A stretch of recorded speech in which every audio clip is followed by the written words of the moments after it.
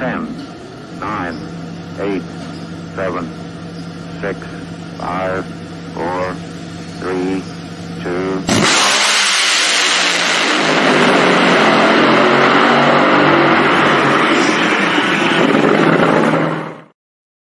Yo, yo, yo, what's up, everybody out there? It is Tuesday night, so that means it's time for the Competition Plus Power Hour.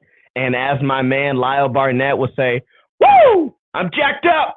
I'm jacked up! Woo! If anyone is out there that is ready to go for another night of talking drag racing, motorsports, everything involved, it is time. Man, so much to talk about, so much to do.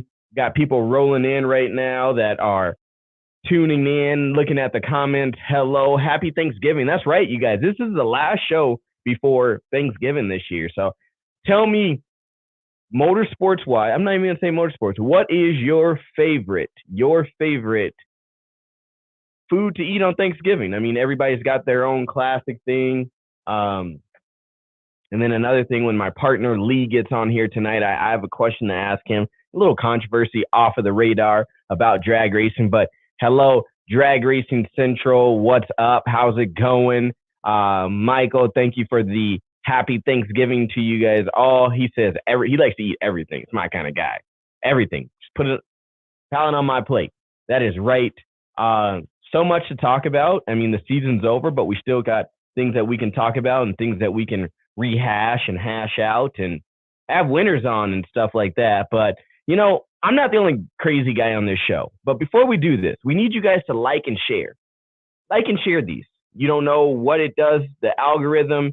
If you're on there, like and share, get the word out as another West Buckism, as I'm going to use it. Spread the gospel of Tuesday night, where you can believe what you hear, you can believe what you read, and most importantly, you can crack whatever type of drink on the late night show that you'd like to. And without further ado, I'm bringing on my brother from another mother, the guy behind the shades, the man, the myth, 11, the Amish guy, the Monday morning racer, Lee.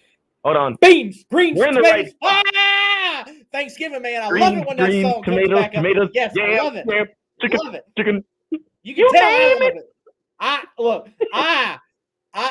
Man, look, Thanksgiving, it's my holiday, dude. I succeed at Thanksgiving as a holiday. I might fail at Christmas, Easter, wherever else, but I win on Thanksgiving. I trust you, sir. Trust me, sir. Hey, man, I'm low key, man. Like I said, but Lee, did you hear how I intro? Woo! I'm jacked up. Jacked up. This is Power Hour, dude. Tonight, Power Hour. What a great lineup we have tonight. Lineup. Do I have the card loaded? Did I load it up? Ooh, Lee, no, you didn't I do did any not. homework. We're Lee gonna didn't chat do on any it, homework, Lee. We're gonna chat Lee. on it though. Look, great lineup, ladies and gentlemen. Great lineup, and we're talking about.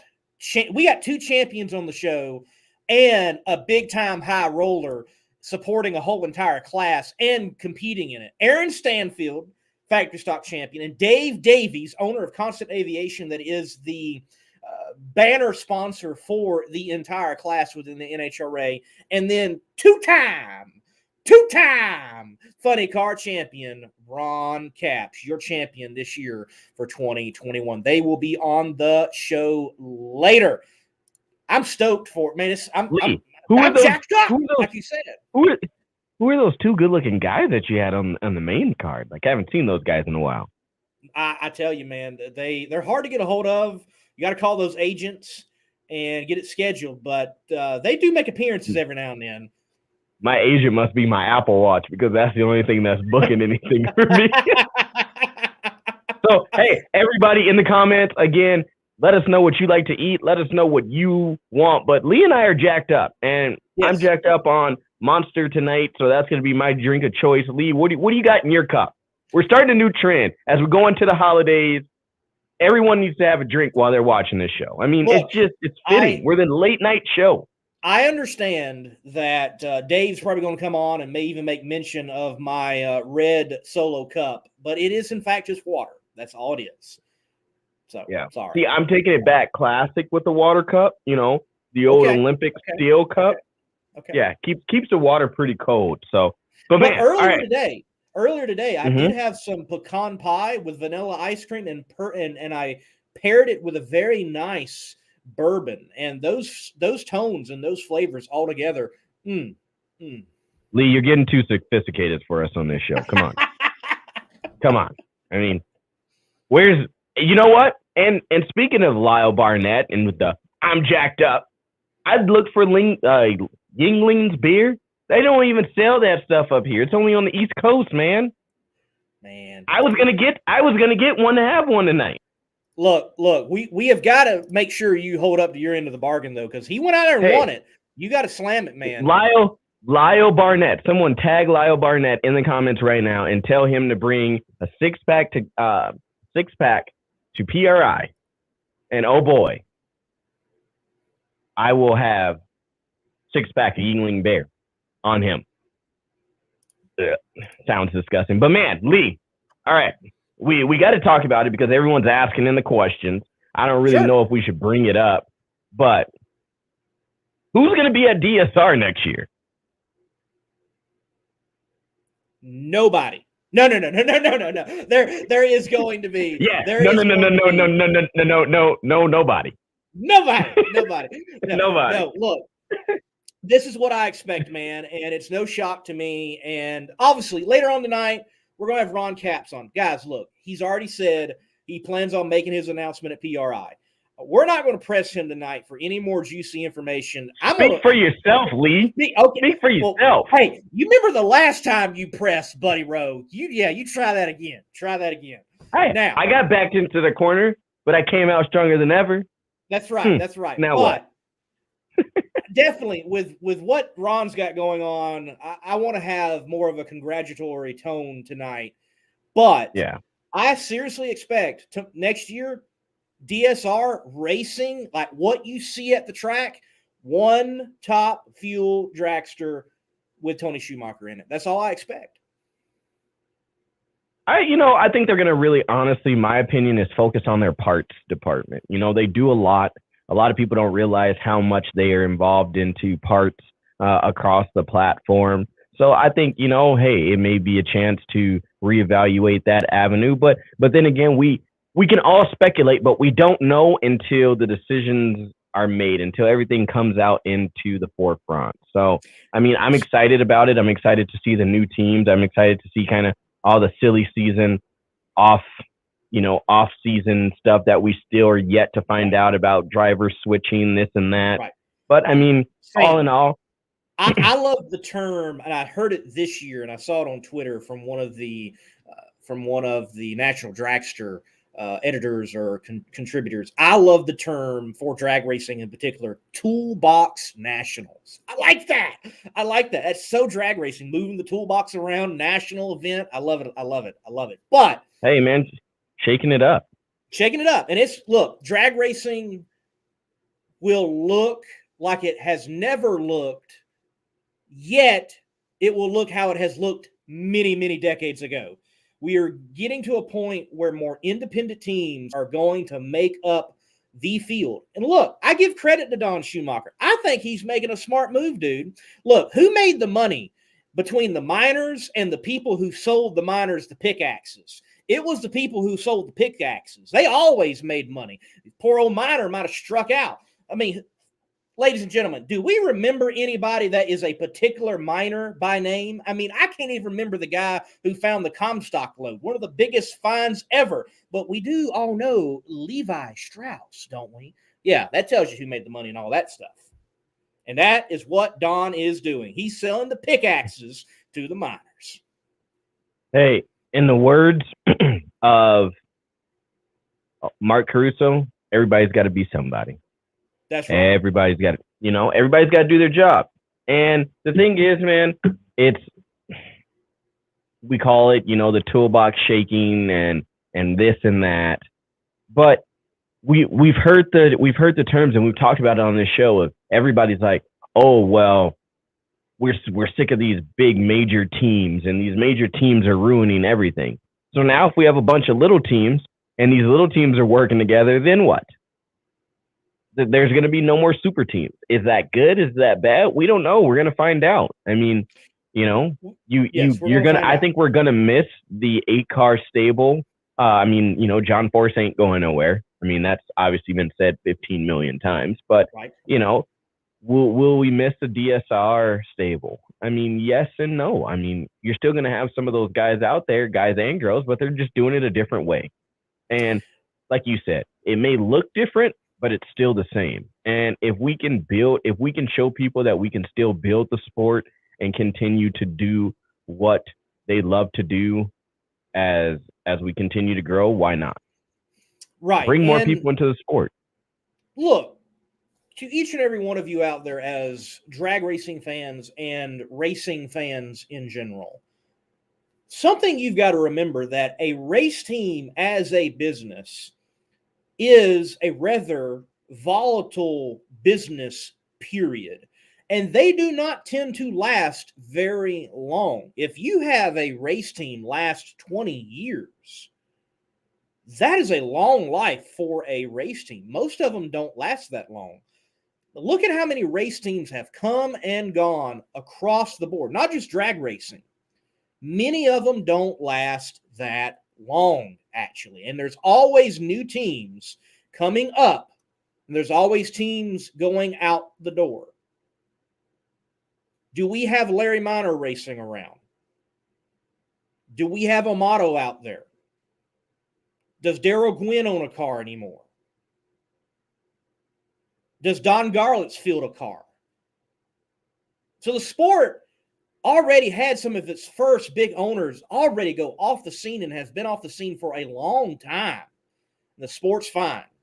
And I think the sport will be fine with DSR changing and going through a metamorphosis.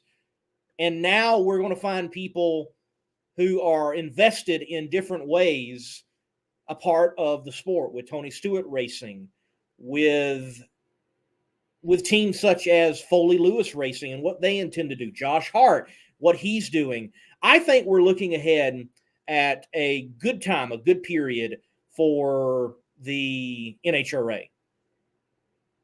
Oh, for sure. And here goes a couple of comments right here. First, I got to scroll back up to this one. Drag Racing Central says these teams need to have good social media.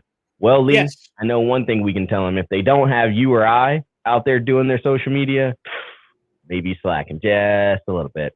Well, I can, you bring that up, and I'm going to hit on it right now. There are social media coordinators out there in the sport that, even though with large brands, cannot get 1,000 views for a little highlight reel, and yet I can almost guarantee at least 3,000 views by actually using social media to its advantage. So, yes, I think the game out there needs to be stepped up with many social media coordinators. I mean, man, right now, I have an Instagram reel that is going 275,000 views, Instagram reel. And I don't have that many followers on my Instagram. I have 1,500 right now. That's just brought up recently. So look, it can be done. You just got to get smart about it. And even a small platform can get it done. Just creative. Wow. So, thanks. You guys, Lee's he's fired up. He's fired up tonight. He's ready to go. Taking no prisoners. Here's another comment. We're just going to roll through these. These big teams at least give a high guarantee of more cars and help out smaller teams. Yes, but like I said, now that we're not fielding a lot of DSR cars, I think that gives opportunity for more parts avenues, trading, swapping, different things like that, because now he doesn't have, let's just say, 4 cars, 5 cars using up all those parts on high demand. So, excuse me, there's give and there's take with all of this. Now, before any the more next NASCAR stars there, Sam, back to your other question. Remember, what is the most successful fuel team out there right now? It is a single car team for the most part with a part-time car, and that is Torrance Racing. That's the Capco boys. Well, look at their model. And if you spend enough time in the pits, they help so many other independent teams. They help even Foley Lewis Racing. They help Leverage Racing. They for whatever reason, they don't want to scuff their tires. They give the tires to other teams. They scuff the tires. They bring them back. They even let them borrow their wheels.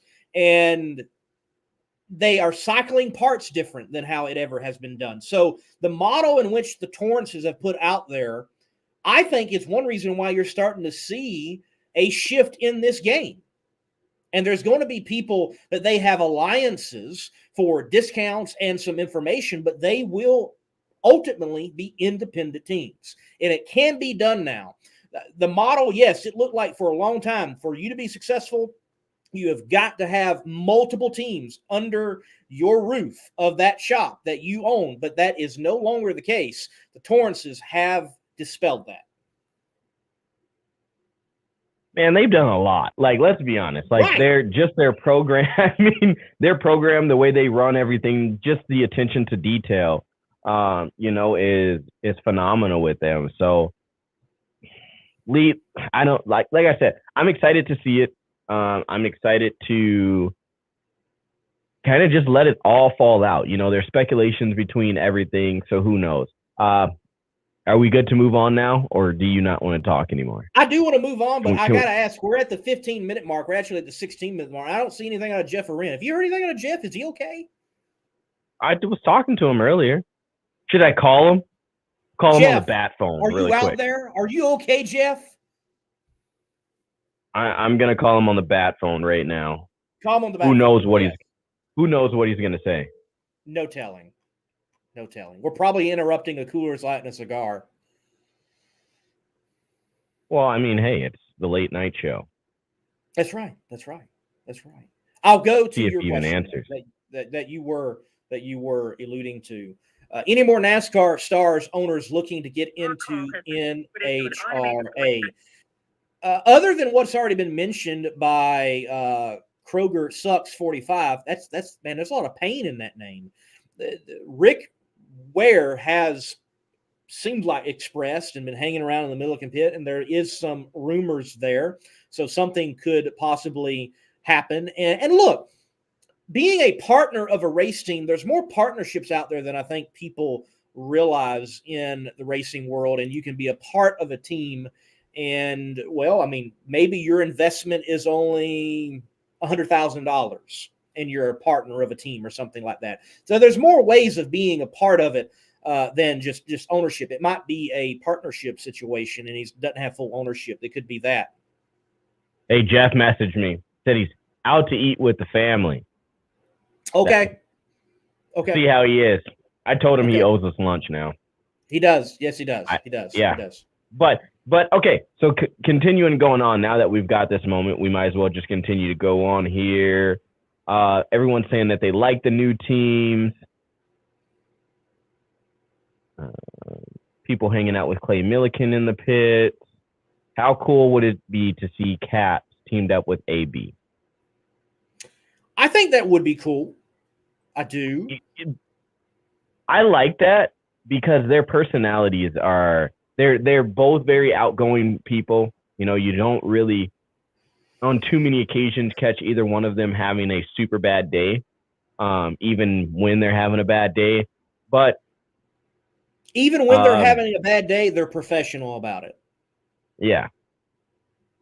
Ron Capps gave me an interview after losing round 1 of the U.S. Nationals 2 years ago. I mean, the man is a professional. He understands the opportunities in front of him. So no, they definitely that would be cool to see them team up. So I like this comment. Big hitters always going to be big hit big, and I like that. Right.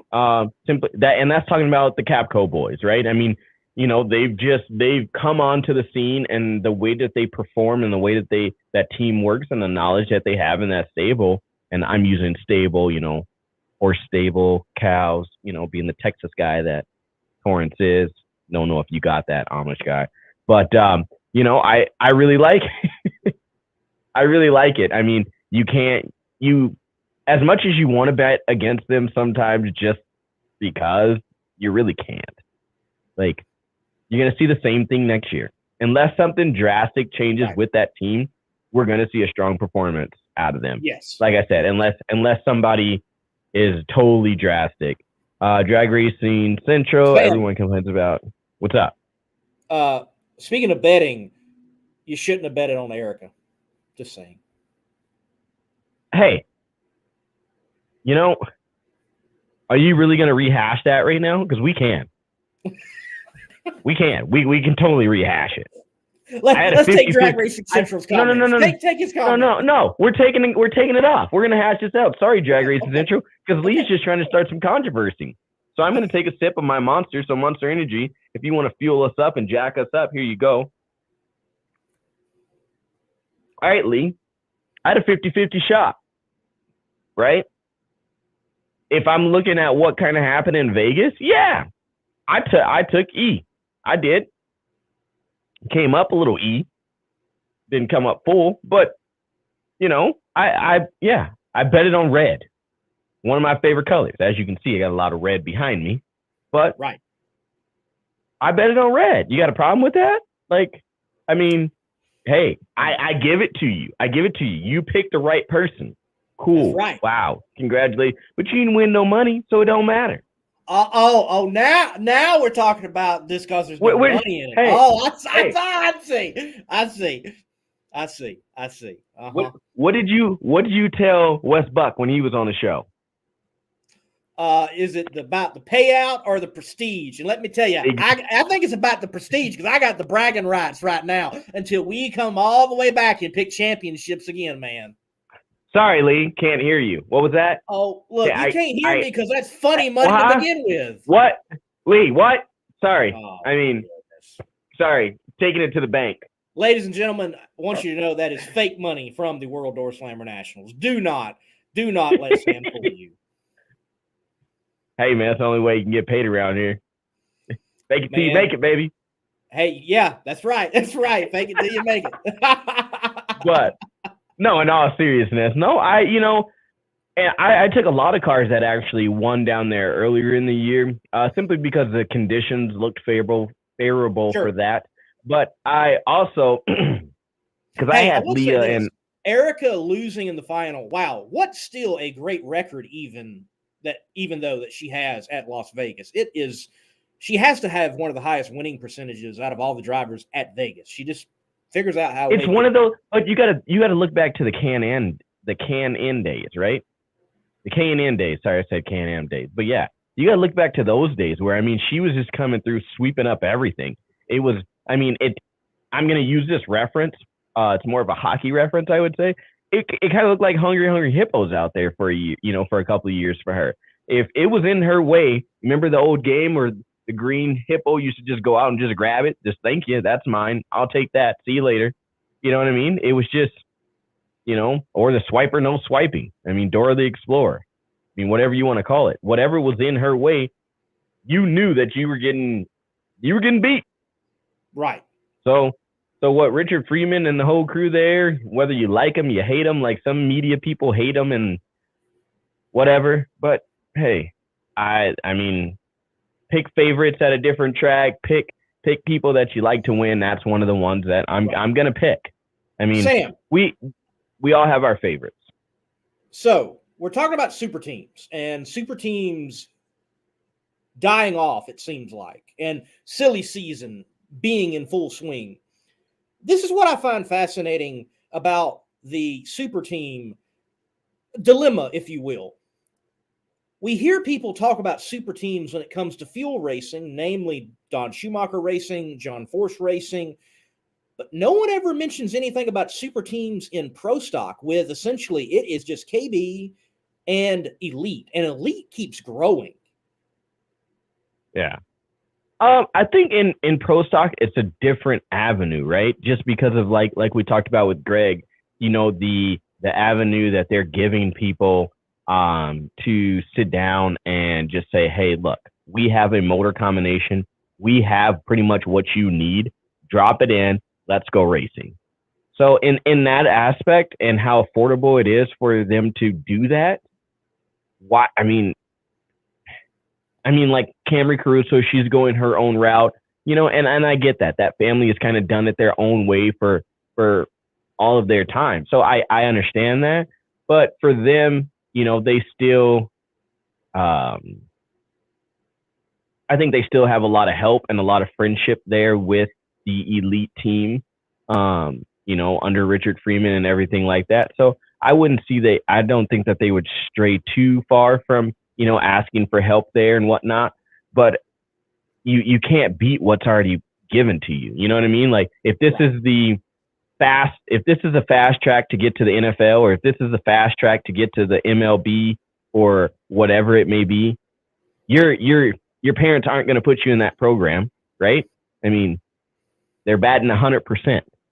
So why would you go out and start another big major team? Well, look, Corey Roth, he brings up something, great point. He's like, didn't know if you'd heard or not, Lyle Barnett won the Cletus and Cars burnout contest on Saturday. Wait a minute. I think he needs to go to the start of the show because, woo! I'm jacked up. Lee, I'm jacked up. Dude, like if there's one area that a drag racer has got to win in competition, it's the burnout competition. They have to win. Did you see the way he, like, since he's bringing this up, did you see the way he did that though? Yes, it was awesome.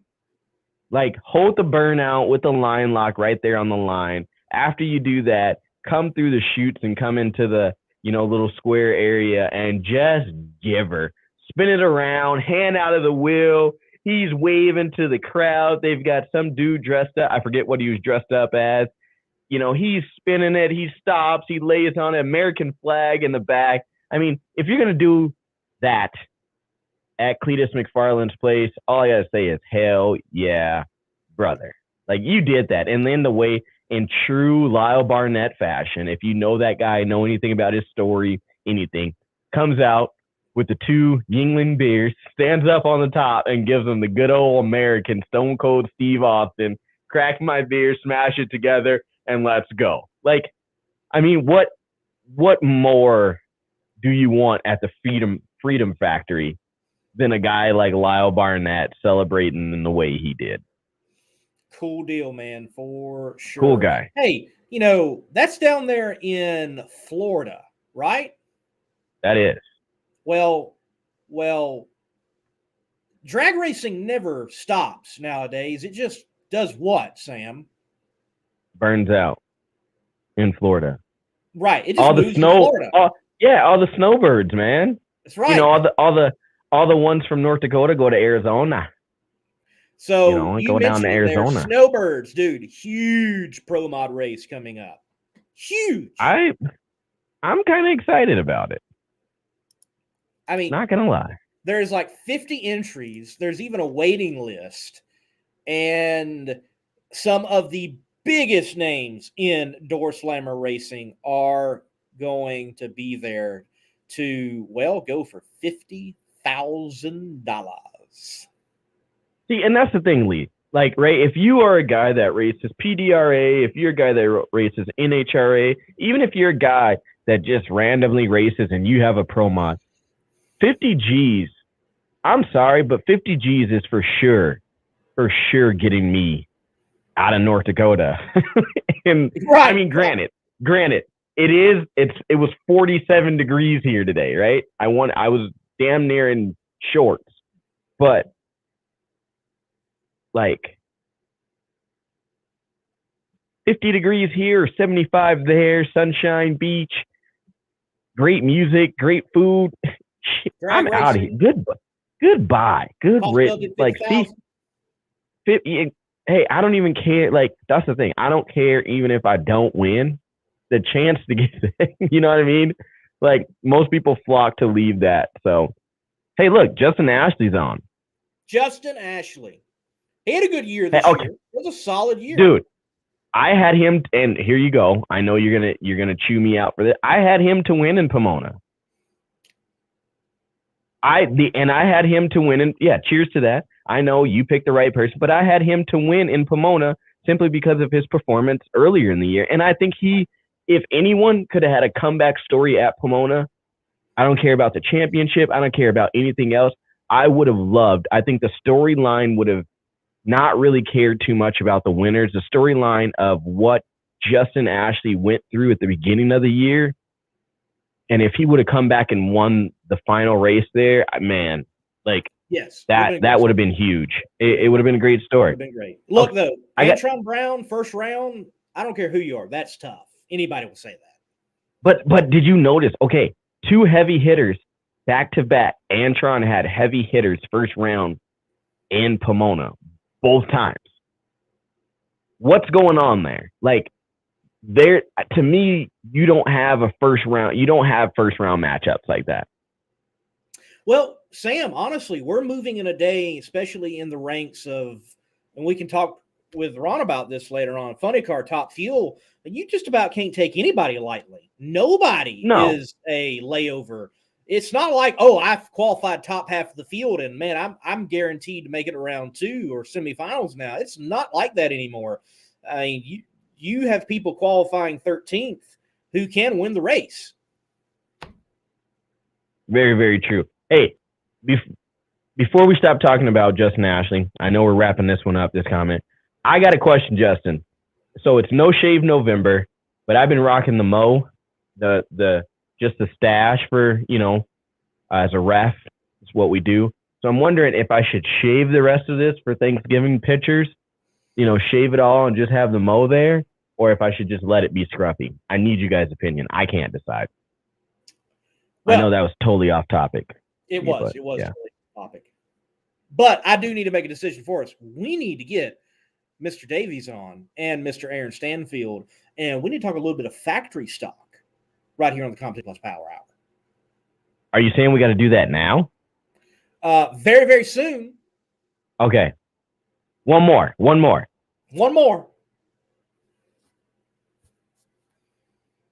No World Door Slammer Nationals this year. 99% sure that there won't. Like, I don't know. It's so sad. Like, that's my excuse in March to get the hell out of here. Yes. West. Yes. What are you doing, bro? And look, I'm gonna send him a personal message. Be like, hey, even though you're not going, I'm going down there. Some of my best content on my channel, Monday Morning Racer. It is the World Door Slammer Nationals. Really enjoy that race. So, look at this. He's about to come on, and he's telling me to keep it going. Straight dash. Yes. Don't shave. But, I mean, dash, though. You know my answer. I don't even think you know what a razor is anymore, Lee. Nope. It's rusted. Can't use it. I would see why it would rust with the red hair after you use it. I mean, you know. Yes. All right. Yes. All right. We're going off the deep end. I hope everyone's got their cup. Everyone, before we go any further, if you haven't liked and shared this, go ahead and do this. Tell a friend to get on, to watch with you, laugh.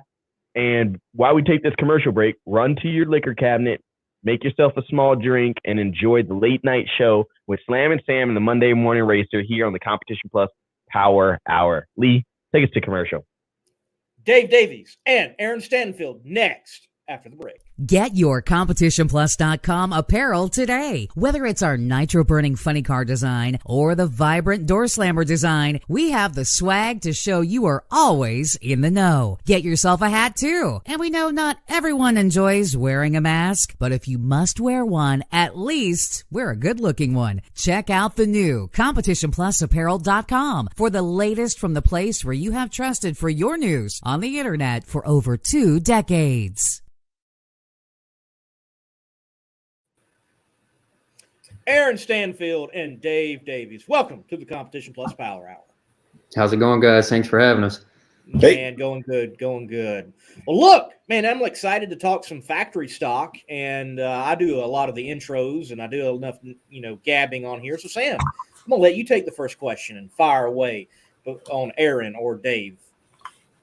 All right. My first question to Aaron, for you, being a part of this class and everything that you've accomplished, what is it like for you, being a part of this? Man, it's really special. I've been a part of it since towards the very beginning of the class. Not necessarily driving, but just working on the cars, tuning the cars, working on the engine program. So just to see this class grow and thrive and get to have some success in it's been a very big blessing to us.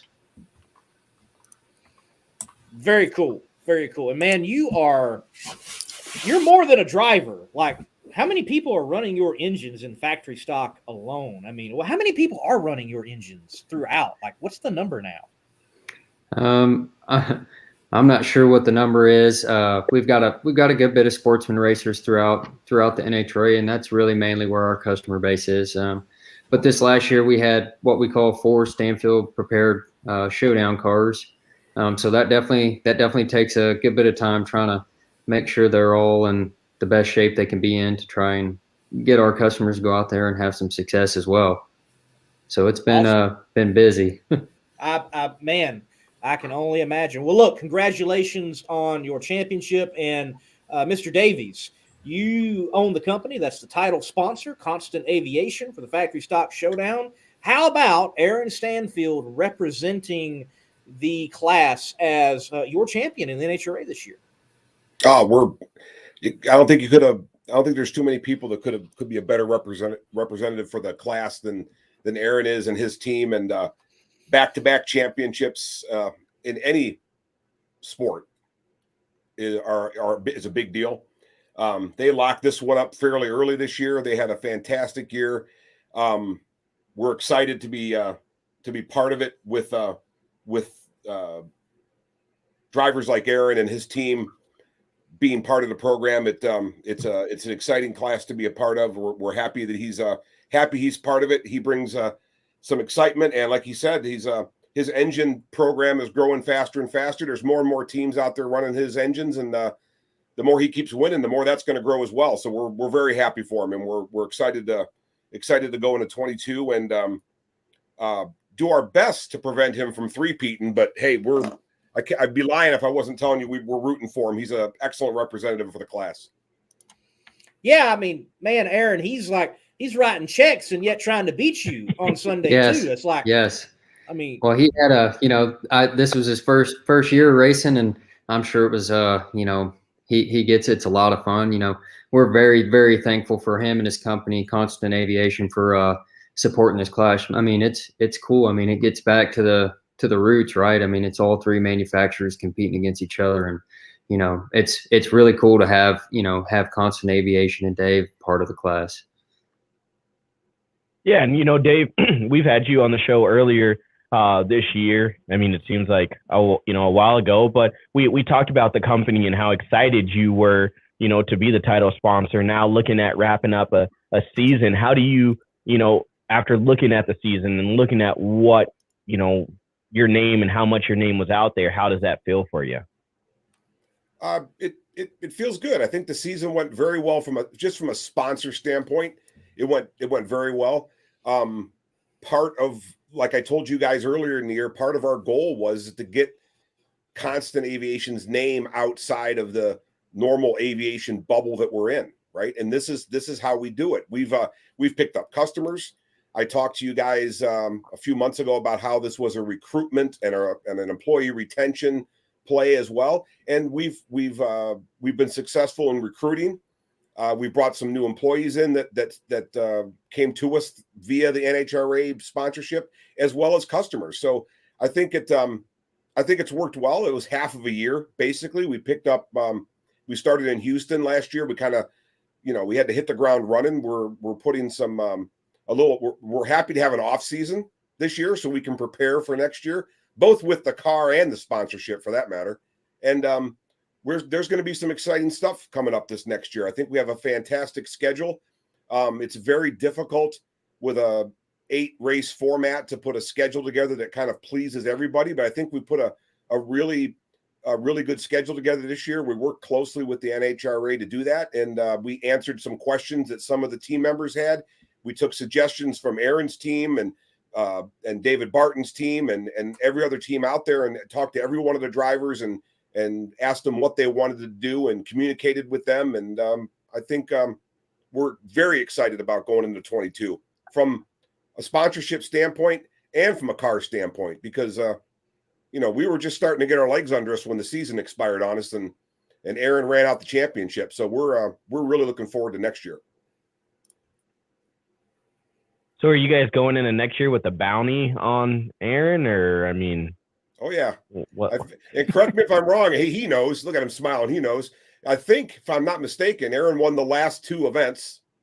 So that means we go into Gainesville with a $3,000 bounty on Aaron's head.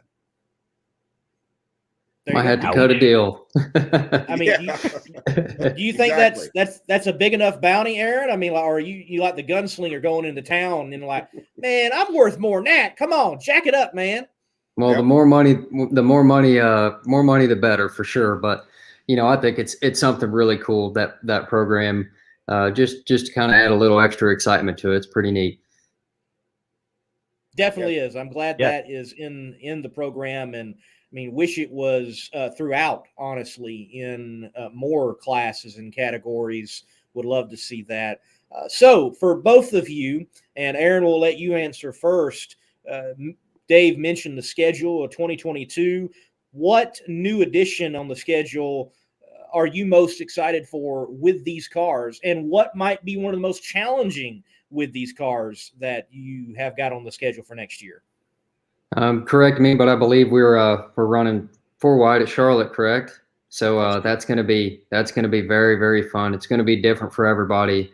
Luckily I've gotten the chance to do it a couple times in the Pro Stock car, but I enjoyed it. It's just a little added extra focus on the start line, and it'll be a challenge, but it'll be very fun. Dave, you on the schedule in particular next year?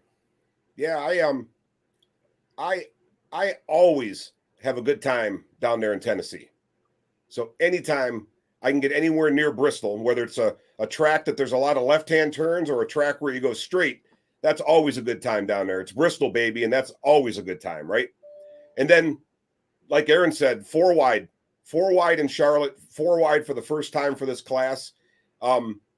We got a little bit of pushback when we asked for that, and we leaned into them a little bit on getting 4 wide in Charlotte. We're going to have some drivers meetings and some briefings, as Aaron can tell you. We have to get everybody up to speed. Leah has volunteered to come in and help talk to all the drivers, and she's done it a few times herself, and she was excited about it, and she wants to come in and help get everybody briefed up and ready. And I think everybody's looking forward to Charlotte. I think 4 wide with these cars is just, man, it's going to be a grooviest thing we can see. I mean, it just hasn't happened before. It's we're going to probably end up getting an extra qualifying run because it'll be exciting, but I also expect the first qualifying run to be a little off, right, Aaron? I mean, the first time we go out there, I expect there to be a couple red lights and maybe a couple slow starts. So Charlotte will be exciting. I'm really, really jazzed, guys, that we were able to get a race in the Maple Grove too. Okay. I don't know how many cars, 6 or 8 of the drivers and 6 or 8 of the cars, primarily out of Barton shop, right, come out of Division 1. We had to get a race into Division 1. It was one of our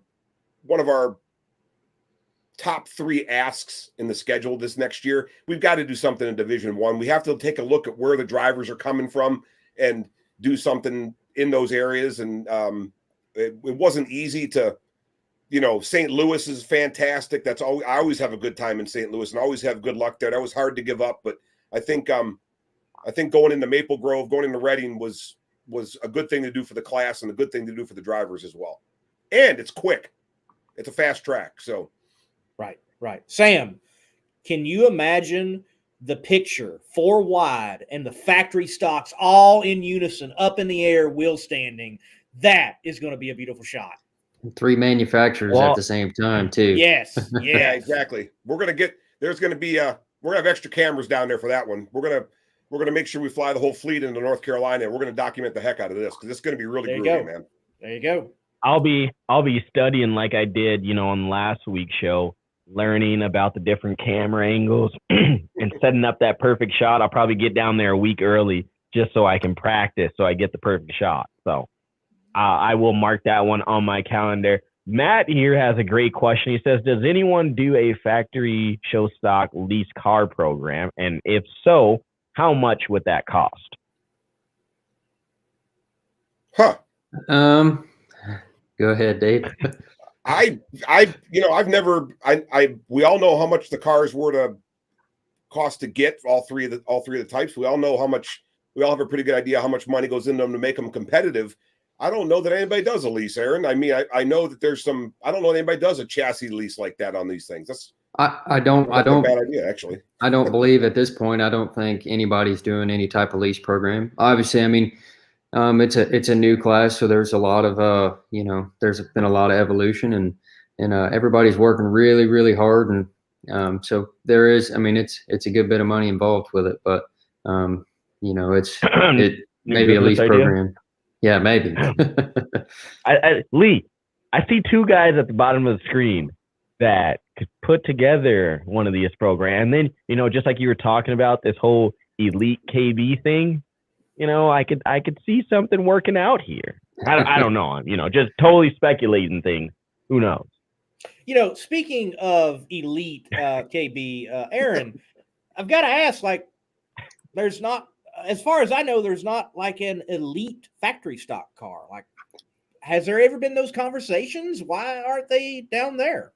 I'm sure the pro stock program consumes a lot of time, as does the factory stock program. I mean, it consumes our shop. It's something that we work on just about every day that we're there. So I could see how trying to juggle both pro stock engine program and factory stock engine program will be tough. But Elite does own the Patterson Elite. So and I think they've had a few programs here and there that have competed in the factory stock. Well, I will say this. I have regularly had fans express to me that they want to see Erica Enders in a factory stock showdown car. So maybe for 2022 that can get figured out somehow. Maybe. Dave might have a fast Dodge to stick her in over there. Yeah, we're fixing to send the whole DSR trailer and all the cars south of Florida here to get some testing done here after Thanksgiving. We're gonna hit it pretty hard. We're like I said earlier in the show, we're very happy that Aaron's our champion. We're happy to have the Stanfields in the race with us. They all make us better, but two's enough, man. It's time to go after them. So, Aaron, if you could have it your way right now, like you said, you got two underneath your belt. We're talking about all these champions and everything like that. Obviously, coming off of the end of the season. If you could keep going, how many would you say, like, okay, at this point, I've got enough? Like, if you keep winning championships, how many would you be like, all right, that's too many in the class? If you look back at the past 2 years, things have gone my way. I mean, there's been a lot of luck involved. So, to say that, it's, I would love to keep going as many as I could get, but as well as my success and being able to represent the Janik brothers and racing their cars, I do enjoy my customer success as well. I like to see them win races, and Stephen Bell got to win at Denver, and that was I enjoy that as well. So I would like to. The main thing is as a team is to keep the success rolling, and if championships roll our way, that'd be the icing on the cake, I would say. Sam, that was a very humbled response, and I appreciate that, Aaron. But he wanted to say something to the effect, I'm going to win them all, and don't forget about pro stock either. I'm going to nab that one while I'm at it too. I'd like to try to do both of them at the same time. That'd be off the wall there. It would be. You'd be like, hey, I am the door slammer man. All right, Lee, you brought up something else that I was going to bring up. You brought up this door slammer. Since there is potentially no door slammer national, could we see a big shootout for you guys here this year? I mean, I don't know. Get a bunch of cars. I've heard the same thing as well. I was kind of disappointed about the door slammers thing. It's always been the factory stock was there as well, so that was a really cool race. Early this season, so it's pretty disappointing. But I understand there's a lot that goes into it, and the scheduling of NHRA and just trying to make it logical for everybody to come support it. I guess it just didn't make sense this year. So, Dave, we understand, or it seems like I understand, that we're no longer going to have Leah Pruitt in competition in the factory stock showdown. But it's not Pruitt anymore. Oh, that's right. It is not Pruitt. It has completely changed. Yes, that is. Man, that's going to get tough. Yeah, that's going to get tough. Yeah. But so we will have apparently a competitor from the top fuel ranks in the showdown. Care to clue us in on who that be? Not yet. Uh-oh. Okay. we have a well, we're gonna have a couple. We're gonna have a there's gonna be a couple, 2 or 3 new showdown drivers this year. Okay. There's I want to make sure that they all have the opportunity to come out on their own, so to speak, right? We don't want to tip our hat. We're going to have a couple out of the shop in Brownsburg. There'll be a couple coming from other areas as well. I expect to see even a handful of independents come roaring out this year. That's another reason why we tried to put the schedule together the way we did, so people that can't make the whole season can make 2, 3, or 4 races. That's kind of why we put the circuit together the way we did this year as well. There's going to be there's going to be some more surprises coming out before the season starts that should help us draw some more people in, as well as some, like you said, some people moving in from other classes. All right, we'll keep our eyes on Factory Stock then. Secret. Yeah, Lee, you got to let them make their own announcement, right? I don't want to tip anybody's hand here, and some of it's still, I don't want to say up in the air, but some of it's still getting worked out, right? So, yeah, So Tony Stewart's driving a factory stock car, right? well, Tony's, we have just what we need, more Fords, right? So Yeah. yes, we do. I agree. We are actively going to put a campaign together here in the off season, leading into next season to make sure that the Fords know we love them, let the Ford drivers know we want them, and if nothing else, we'll embarrass them to come out racing. We're going to do something. We got to get the Ford guys back out on the track, right? I'm going to say this right now because this is my opportunity, Lee. I'm sorry. I'm going to use this opportunity. There's someone that wants to give this guy an opportunity to drive one of those factory show stock Ford. I'll do it. So just saying, they need more Fords. I'm a through and through Ford guy. Lee, I'm taking it. There's my opportunity. Anyone that's out there, give Slam and Sam a call. I won't put it into the wall. So we're good to go. First on race day, baby. That's all that matters. Unlike the hobby stock car that you were in. Hey, man, that's totally different. Going in circles on a slick, dry slick, whatever, man. First time, hey, guess what? I made it 18 laps. Well, there you go. Man. Hey, look, later on we'll have Ron Capps on. He can give you some tips on dirt, okay? I know what the tips are. It's to play iRacing before you go out there and do it. yeah, right. Well, on some further news in factory stock. So, look, Texas is getting a whole lot of love next year with the Stampede of Speed, and the champion apparently will be crowned in factory stock on that platform at that great place that Billy has built, the Texas Motorplex. So the decision to do all that at the Stampede of Speed there at the Motorplex, how did that work out? What were the thoughts? What were the discussions? Well, I talked to Billy a bunch of times in the last 4 or 5 months and his team, and they wanted to do something down there. I mean, he's promoting the heck out of that facility. He's got we all know it's about a week long, if not 10 days worth of party down there. And we wanted to, and he offered to let us do something. We wanted to work with him down there. We're still flushing out some of the details, but being able to crown a champion in Dallas at the end of the season is something we've been kicking around, and something we're going to work towards this year as well. And to be part of that Stampede of Speed down there by itself is a big deal. His team does a great job promoting down there. They do a great job running that track. It's always a good time. And I think it's going to be a go-to location here in the coming years. I mean, with Houston going away, I mean, it's Dallas, right? So I think that the Motorplex down there is going to get a lot of love. Yeah, exactly. And that's huge. I mean, it's sad to see Texas go away, but what Dallas is doing and what the Motorplex is doing for sure is huge. Aaron, how do you feel about that? Knowing that the Motorplex is going to be the spot for you guys. That's the Motorplex is like a hometown race for us. I think it's it's always a great event there, and I won my very, very first national event in Superstock there, so that place has got some value to it. My dad won his very first pro stock race there, so there's been some dreams for the Stanfield family accomplished there. Awesome. And for you guys too, another question is, growing the class and growing what you guys are doing.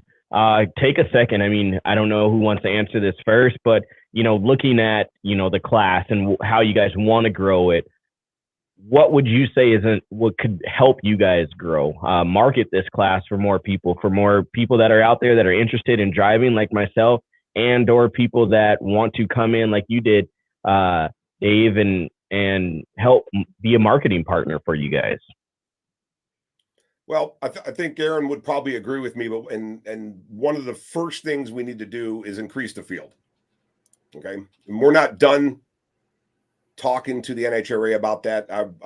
There's going to be some changes before the season starts here, but we've got to.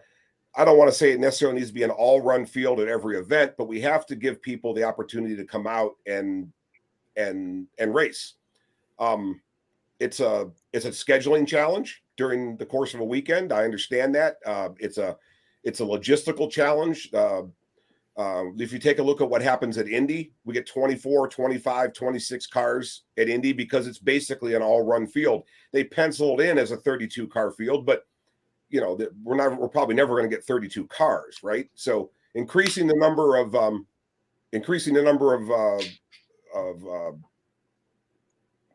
passes that a driver can make when they get to the event, even just by letting everybody go through round one of eliminations at the very least, is a huge draw. It's something that I don't want to say it scares people off, but it doesn't make them want to come out and get their feet wet and run in 3 or 4 or 5 events as opposed to the whole season.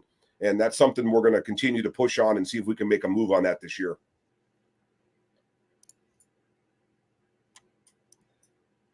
And Aaron, for you? I can agree. We got to figure out how to continue to draw more people. I mean, there's a fair amount of these cars out there that can be racing this class. So, I think it always helps when you get some cross class going, some top fuel drivers, maybe some pro stock drivers, and if you could continue to track some new people that own these cars as well as some big names in the sport. I think that's will continue to make this class grow, along with just keeping the manufacturers involved with it and keeping them happy. And, just overall, all 3 manufacturers competing in it is very important.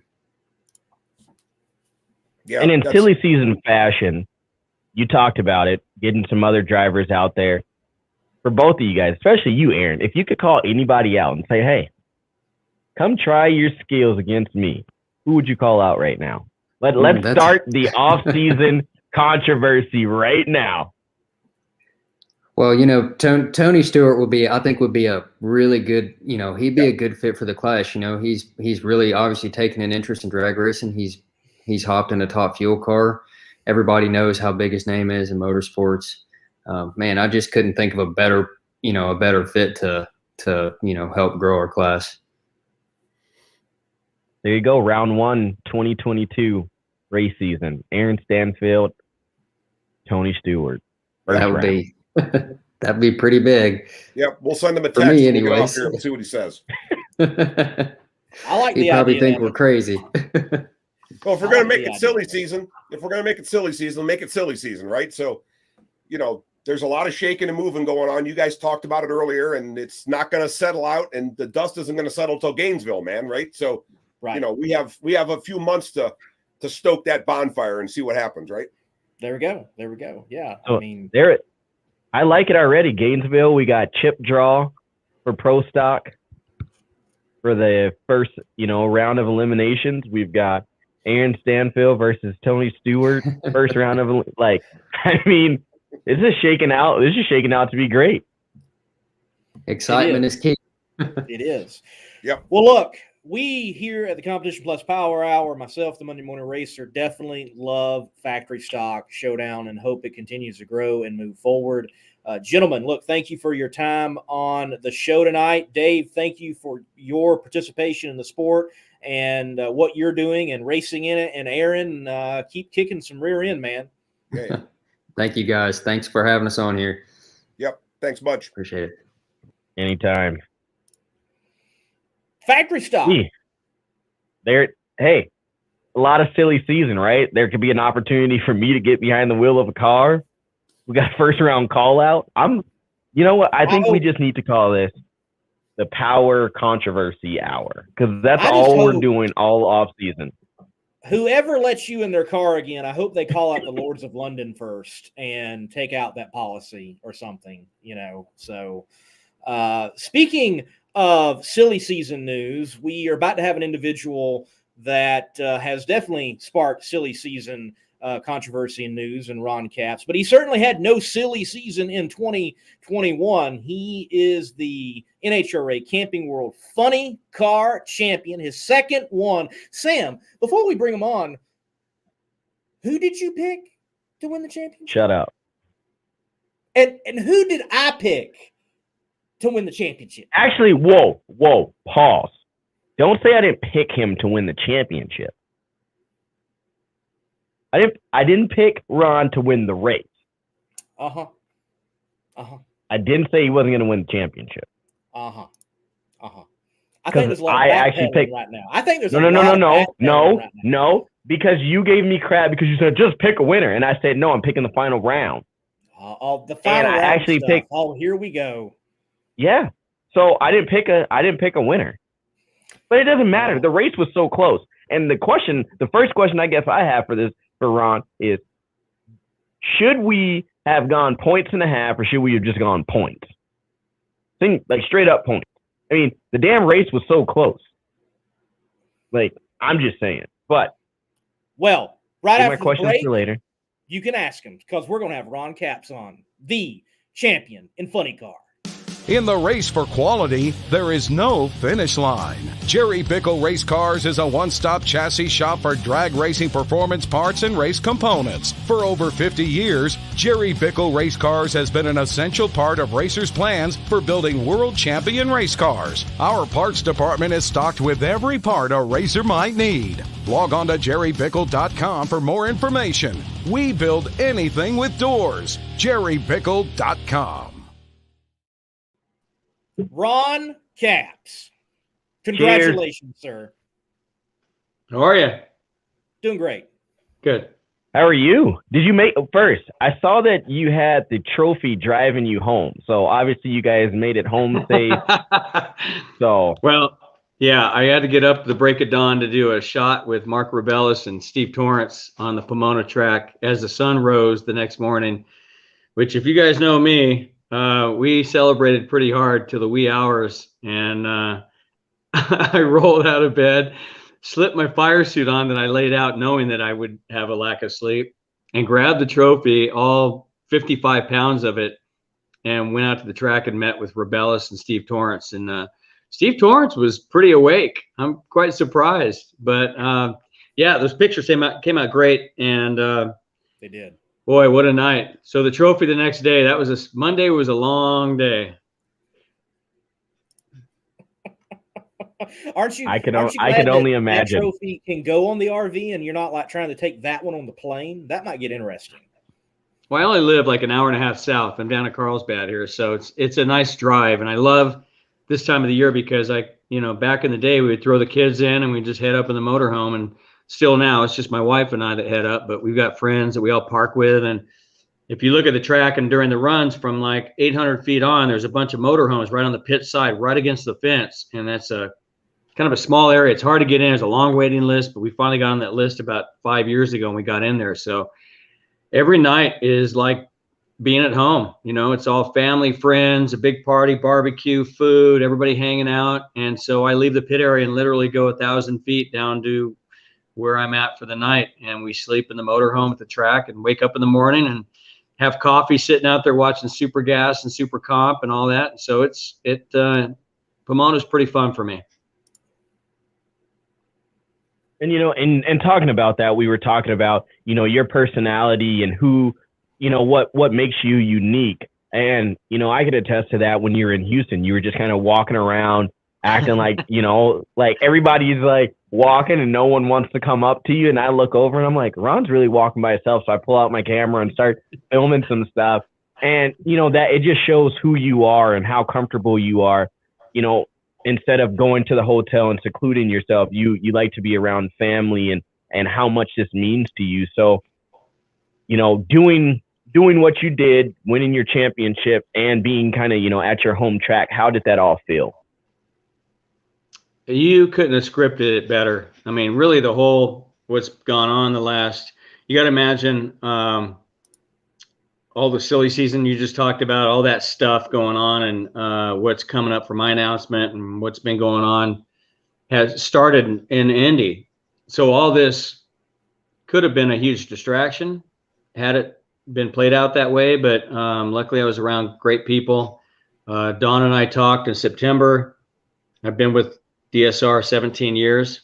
And so that was all going on. I wanted to be honest and upfront in September, let him know that I needed to work on some options. And of course, the first priority was to keep everything at DSR and keep the great people at DSR and the hospitality and the teams and everybody in that fab shop with Joe that builds our chassis, which, by the way, 2 championships in a row with Hagen last year and our team this year with that great DSR chassis, which was such a nice car to drive this year, jumping in with Guido and them. But anyway, so there was so much going on behind the scenes. It was nice to get to Pomona and actually be around people that kept me busy mind-wise, because you can't imagine, for me, the worst part is being and just sitting by yourself, knowing from Vegas on, you're like, oh my God, okay, we got this points lead. And every morning you wake up and you don't sleep and you're thinking about what's going on in the future. And then you log into whatever website, you guys or NHRA or whatever, and somebody's talking about every scenario going into Pomona. Okay, what if happens here? What if they qualify here? What if this point's here? So the NHRA points and a half that you talked about did its job, because there was a lot going on. And I'm sure us racers, like me included, were all thinking about the scenarios. Mathematically, a lot of teams were still in it up until qualifying was over, with Cruz and Matt still being at Sunday morning. So just so much going on. If you even knew what was going on behind the scenes, for me, going through that whole countdown, it was crazy that now that I can look back and see these great moments and that our team had. And my team did a great job of keeping me not grounded, but just keeping me in my right mind.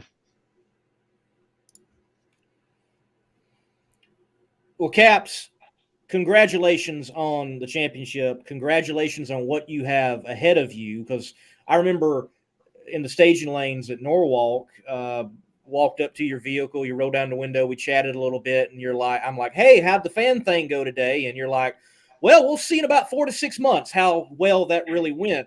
And it sounds like it went really well. And I know you can't share with us any other details of, you've got your announcement coming up at PRI. I do want to ask it this way, from your perspective, with you being in the sport for as long as you have been, with all the changes, yourself, AB, everyone else, do you think that we are on the move, a movement that is a positive movement for drag racing? Yeah, without a doubt. Times are weird right now. They have been. And even throughout all the COVID races and getting back this year, I've said it before, there were races this year that we certainly, if not a sellout, it was close. They just couldn't announce it because of, obviously, it was this little touchy coming out of COVID. You didn't want to sort of announce that you had, how many thousands of people were packed into a grandstand. But I promise you, there were Fridays that we did a qualifying run, or Saturdays, and you look up in the grandstand backing up from the burnout and you're like, wow, holy smokes, this is packed. Then you talk to somebody from the track and they're like, yeah, it was pretty much sold out. So the sport, we've always been that way, even through tough times. I've talked about this before, even going through after 9/11 and just strange times for a lot of other sporting events, we still had our NHRA fans pay the money and come out because they enjoyed our sport. And I think they're really the every ticket's a pit pass type of mental attitude that NHRA has always had. When times are tough, what are you going to do? If you've got a family of 4 and you want the best possible day of anything, Okay, there's a baseball game that'd be great on an afternoon, right? Or a football game would be great to take your kids to.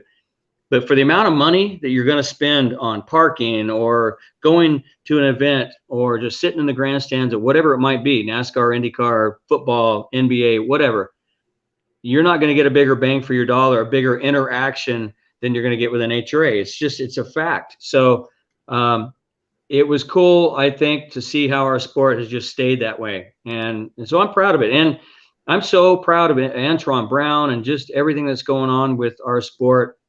And I've sort of tried to follow with Antron, and he's been a huge, huge help to me these last few months. And I think it puts our sport in a good spot. And you got to remember, it all boils down to, I worked for Don Perdome for 9 years, almost a decade.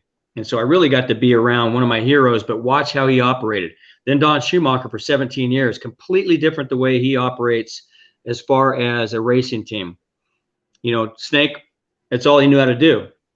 And he came up in a sport the way he came up. We all know who Snake is. We've watched every bit of his move throughout his career. Don Schumacher being more of a business guy, I've quietly watched him throughout the years. You got to be a complete dummy if you don't learn something from these two people, right? So that being said, I really worked on paying attention, knowing someday I want to take the next step. Well, you couldn't ask for a better person than Don Schumacher and his family, what he built at DSR and all the championship banners at the shop. So there's a lot to be said. Antron, what he's done, and everybody's been involved at DSR. So I'm excited for the future. So to answer your question, I think the sport's in great hands. And having your two guests on, Aaron Stanfield, and just all the excitement with, we got to bring back this Bill Jenkins, Bob Glidden, Dandy Dick Landy. When I was a kid, that was, man, Pro Stock, that was the bomb. Like, if, you know, it was win on Sunday, sell on Monday, and that was so huge. And we got to get that back, because obviously Pro Stock racing, factory stock, all that, the racing is so close and so fun to watch. We just need to get fans, you know, a little more involved.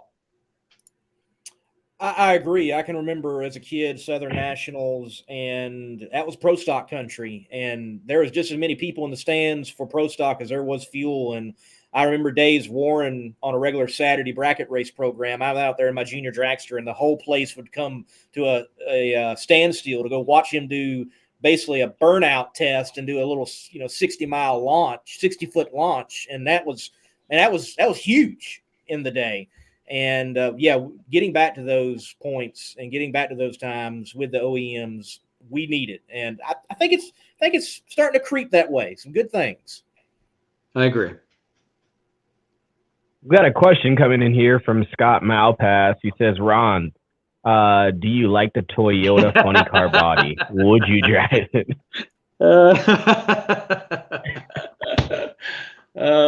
Let me tell you something. The rumors that I hear every day, and oh my God, the phone calls and the rumors, I mean, from legitimately people that I look up to in the sport of drag racing. I've heard some stuff here lately that will blow your mind rumor wise. And it's funny to listen to. By the way, that Toyota body is unbelievable. I saw it. I shot a little wheelchair thing I did for Daryl Gwynn, the wheelchair challenge.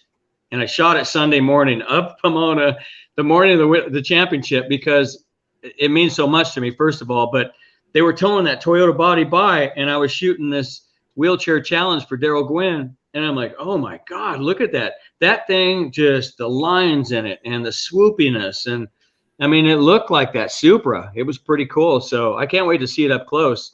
It's going to be a game changer. There's no doubt. And here's the good thing about that. You know, years ago, you would have a funny car body that was put out by whoever. Pick one. John Force came out with a Mustang. But you go back further than that. You go to Dale Armstrong and Kenny Bernstein and the Batmobile and all that. But the wars start, and NHRA has limited that a lot with what you can do. But I certainly think it, like what Toyota's probably done, is going to send these other OEMs back to, all right, they just upped it. Now we got to go back to the drawing board. And that's what we need. We need that. And we need that excitement. And we haven't had it. It's been stale out there. Everybody's run the same funny car bodies for quite a while. So yeah, I think, to answer whoever's question that was, that Toyota is it's pretty sweet looking. Yeah, the rumors have been crazy out there. I put a poll out on my YouTube channel of several options of what you might do, and the last option was go full-time altered racing, and that even got 14% of the vote. So yeah. Dude, that would be awesome. Yeah. If I could make a living doing that.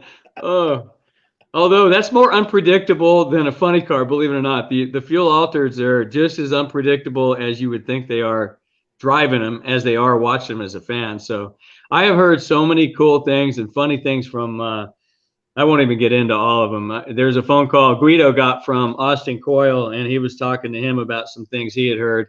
And, it's fun. I got a call this morning from Don Perdome, which I get all the time. And just these guys that I just talked to Roland Leong right before we went on the air. And it's just fun to talk to these guys. And even though, they're the deepest and most looked after heroes in our sport, some of the stuff that they hear is pretty funny and pretty cool. And talking about, talking about the silly season and everything like that, but even talking about the bodies, it says Ron Cabs, do you think funny car bodies should look more like stock, like NASCAR next gen cars? God, that's a great question. I think it's okay. You know how much I do with nostalgia racing in the NHRA Heritage Series, and in my mind, it was ruined when they let these pro mod looking bodies come into the sport, these Camaros that everybody has. And I pitched a bitch to NHRA Tech Department at the time, and I said, "You are ruining it." And all of a sudden, you're gonna do what happened in our sport, and you're gonna price everybody out of running, because you had 40 cars showing up at the March meet, nostalgia funny cars, because you had these older bodies and they were heavy, and they were bodies that people worked on in the garage and they mounted. And then all of a sudden they come out with this rule that they're allowing these pro mod looking bodies that don't even look like nostalgia cars. And next thing you know, everybody's got to have one. They're expensive. They're titanium. Everything's expensive inside of it. And it pretty much priced everybody out. And now they're wondering why there's 18 nostalgia funny cars showing up. It's the dumbest thing ever. So I love everybody in that series. I love it. But I think NHRA, they're in a tough spot, and we are too. I think they need to look a little more like the cars that they're supposed to look like. How that's done, I don't know. And NHRA is in a tough spot to keep them. They've done a good job of the moratorium and kind of keeping the pricing down of just getting wacky like they used to with expenses. But somehow we need to work our way back to what factory stock and just making them look a little more like it if possible. I think, my opinion. So I've asked that to several funny car drivers, and one response that I have got is, well, y'all just like going that fast, and these bodies allow that. Would you be willing to give up some of that aerodynamic advantage, if you will, to, well, have that body that looks more like the production car? We can go down all these roads, and right now, listen, the easiest way, they want to slow us down a little bit, right? Right. We're a little too fast speed wise at some of these tracks to slow down and actually stop and not hurt people. So let's just make them less aerodynamic. Let's work on making the cars slow down a little bit, but do it in a way that it makes the sport come together a little more, and it brings out these part-timers, Alex Milinovich, Jason Rupert, Gary Dinchams, all these guys throughout the country, Jeff Deal. I want to see all these guys at more races, but they can't afford it. So let's figure out a way to slow the cars down that will keep the cost down and bring out more racers, and let them, it'll not only bring the cost down, the big time racers and all these, big teams, but it'll also allow these other teams to do it on a budget that's unbelievably small to compete and actually just show up at these tracks. They may not be able to run the big numbers, but at least they can get a budget to do that. So why not meet these two together? Okay, we got to slow down a little bit. They want to slow us down a little bit. Okay, well, we need the cars to look a little more realistic. And maybe there's ways of slowing them down and making it that kind of mesh together somehow. I don't know how to do that. I'm probably in trouble for saying it right now. You guys always get me in trouble. But I think our fans would love that. I mean, what better than show up Pomona and see Alex Milinovich, who, by the way, his brother parks next to me in his motorhome. It's like a 1978 Winnebago from the movie. What was the movie when we were kids when the motorhome took off? You guys are too young to remember. Yeah. Yeah. Anyway, he's the best dude ever. He wakes up in the morning, cup of coffee, raring to go, and he's parked down by us and more energy because he's at Pomona and they're racing Nitro Funny Car. And they've been building it in their garage and we've all watched it on social media. What better than that to have more people like that at every race we can get them to? Yes. Yeah, and in particular, Hot for Teacher gang, what a cool gang they are. Yeah. I mean, it's so cool. So cool. For sure. And there's a lot of them. There's tons of like that all over the country that show up. So I know I'm missing a lot of people when I say it, a lot of names, but you guys know, and they all know that we need to bring that back and get more people out. These races of 14, 15 funny cars, I think it's a little embarrassing sometimes that we can't field more. So you talk about all this different things and marketing and whatnot. I got to ask, because I always kind of glue into your Facebook every once in a while. You have these memes or these different movies that come out, short clips with your face on them. Who is the mastermind behind all this, and who comes up with the idea like, yeah, we're going to use that one? Well, I got one I was going to post today, but my daughter, usually I'll feed off my daughter and my son, and I'll say, is this one a little much? So I got to be careful. I've got a lot of them in the bank I've already made. I can't tell you whose idea but I try to be selective, first of all, and I try not to embarrass anybody, second of all, but I want to be entertaining, and that's foremost what it's all about. So, yeah, I just, it's all about what mood I'm in mostly. And if it's a Saturday and I'm watching, sports, or like tonight, I'm watching Chase Elliott and Kyle Larson race dirt midgets. I almost put that one out. I asked my daughter, I go, what do you think? She goes, wait till tomorrow. So hopefully I'll put that one out tomorrow. No, and especially in the off season, right? It gets, people are still interacting with you, and that's the big thing, is staying current even during the off season. And I think you've got a lot of eyes on you, because people are going to try, and anything that you post, people are going to read into it and be like, well, does this mean this? Does this mean that? So, I think you can kind of dodge a lot of different angles of people asking you questions if you just post something way in left field over here and then something way in right field over there. Yeah. It's my publicist, Allie, she's on me all the time. She's like, stop saying too much about the announcement or what's going on. So we've had a lot of fun. She's been great, but she's also very good at planning all this. And she's, it's probably been the worst kept secret in the pit area, but at the same time, just trying to do everything right and do everything right for what's coming up and all the excitement. And we've got a couple more announcements after the big announcement that are going to be a lot of fun for our fans and our sport. It's going to be cool. So listen, having the number one, I got Michelle, Chad Head's wife from NHRA, sent me the email today asking what number I was choosing. Cause I'm like Don Perdome, my hero. I choose my normal number, which is 28, unless I've had the number one, which I've only had once in 2017 from winning 2016.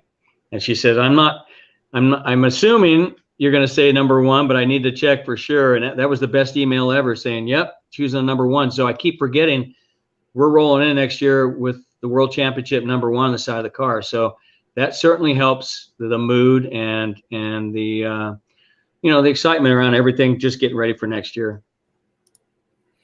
Well, talking about earning that number one, want to take you through the day very quickly at Pomona, get your thoughts again. We know you've had to do it already many shows, and thank you for how well you're with the media and even coming on tonight. We're going to take a look from the stands, though, footage you probably haven't seen because I'm the one that captured it. So we're going to see it from a different perspective. And your round one matchup, well, it was interesting. We're going to go back in the time machine and then bring us to Pomona and get your thoughts. Signal the driver. Go get this done. biggie right here. Winner goes to the semifinals.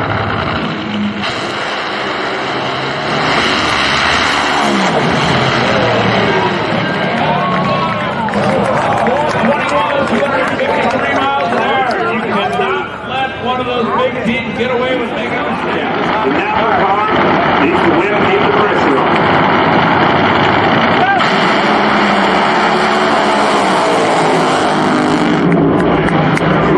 .9. 325 miles an hour for Ryan. Dude, when I looked at the ladder and I'm like, oh, Terry, round one. And then you've said it to me, you don't overlook anybody, but y'all got past it. Yeah, we were just trying to, do this. And Guido's like, I'm going to go up and we're going to race our lane, and we just need to run as hard as we can to get lane choice. We obviously knew if Hagan won, it was going to be the big matchup that was going to help us clinch right there, which later it ended up the first big bump in the right lane. We put a cylinder out against Hagan, but yeah, I said it in the media, first of all, that run in Epping, that's one of the few times where you see fire, you're getting burned, but you don't see your opponent. It's Sunday, and it's just like hammer down. And that was one of the worst fires. It burned right through the firewall, and probably the hottest fire I've had in a funny car. But you don't see your opponent. And at the same time, you're in your brain, you're thinking, well, I don't want to ruin more of this car, but I don't see him. So you're trying to lay, and I lifted thinking we were out quite a ways. And Terry did what he was supposed to do. He went right down the track, which he's done. He should get most improved, because that car is consistently just going down the track with no issues, and proud of what they've done. But yeah, we obviously had a championship in our mind, so we didn't want to overlook them. And we obviously went up to run the best we could to hang on for lane choice, which we did get second round. But that was pretty stout, 390 flat first round at Pomona. I was proud of Guido and Medlin and all the guys to roll up there and kind of ignore all the excess noise and just throw down. And speaking of that fire earlier this year, I know you put out a whole thing about your fire suit and what it went through. You guys every year go into this whole, okay, what sponsors do we have to have on the fire suit and this whole process? When do you guys actually, for the people out there, this is kind of one of those questions. When do you guys actually start going through that process of, okay, what fire suit do I need? What company am I going to use? Or what's like that whole process? What's that like?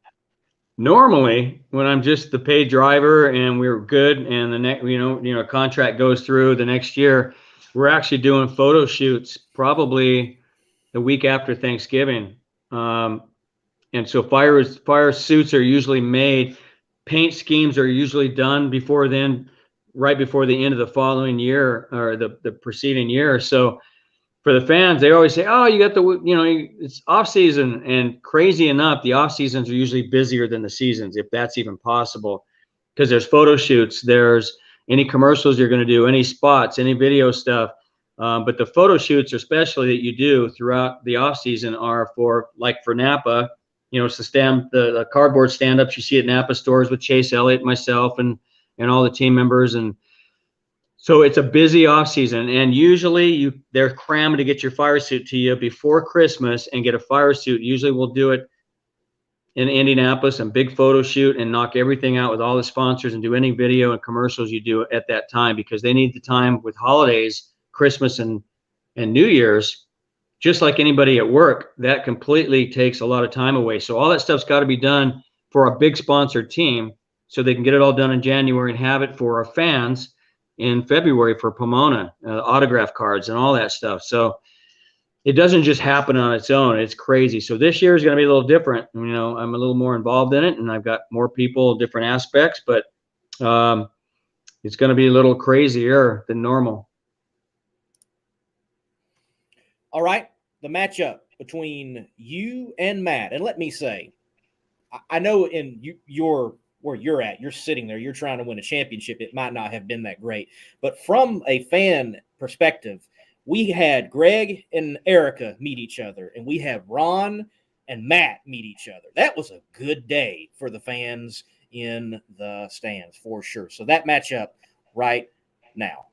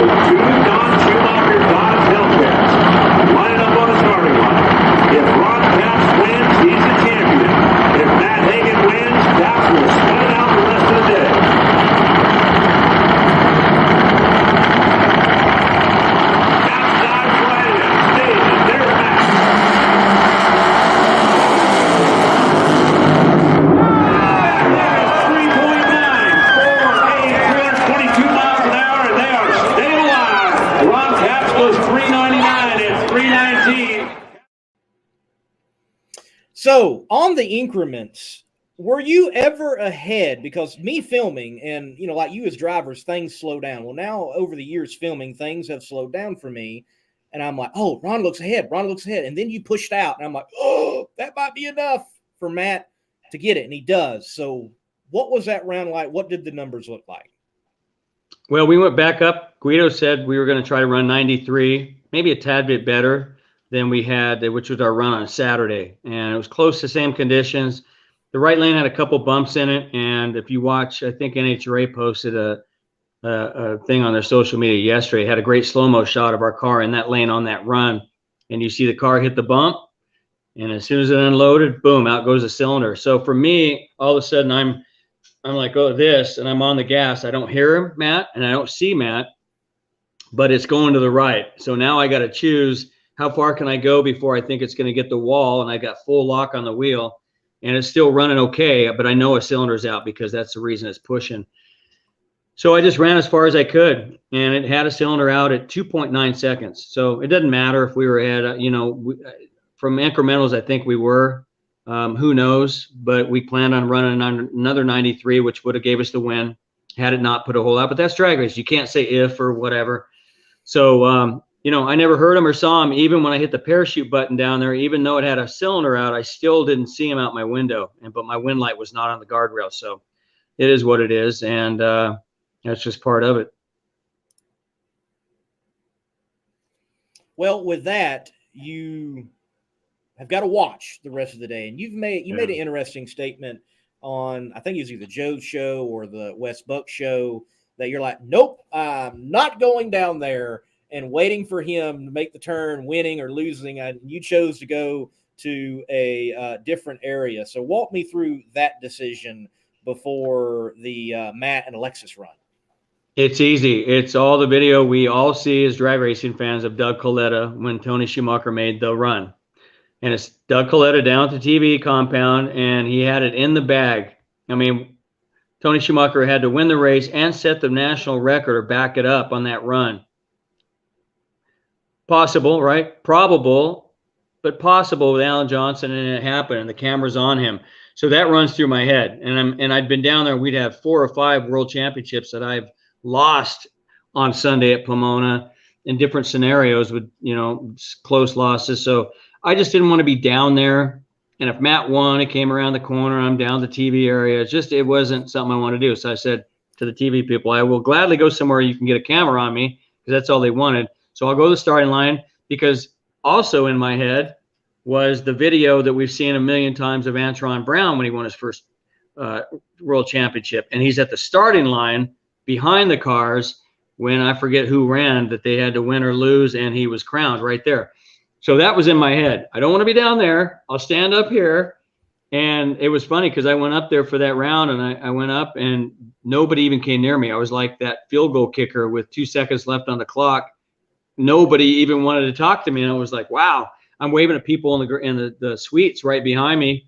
And so the couple pairs I was up there, and then up come Alexis and Matt. And listen, I've heard it called a major upset. Yeah, Matt got beat, but you got to remember Del Worsham's car and Alexis, that car, had it been further up in the countdown, it would have been a contender for the championship through the countdown because they made huge moves and that car just came alive. So it wasn't necessarily a huge upset, but I knew they had the right lane and they had the bump that we had put the cylinder out. And that was the only doubt I had that maybe they were going to have an issue. But yeah, I just stood up there and through all the glare and the clutch dust and the people, I couldn't see the cars and I couldn't see the screen. And then I saw the wind light on the right guardrail and I had to look for a second to make sure I really saw that. And that's sort of what happened.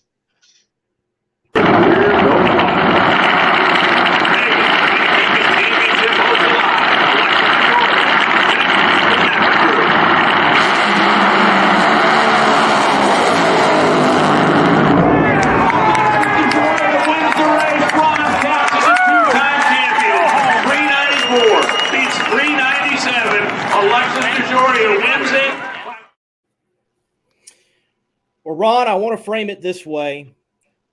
How does it feel to win the championship in one of the most competitive years for funny car that we have ever seen, probably?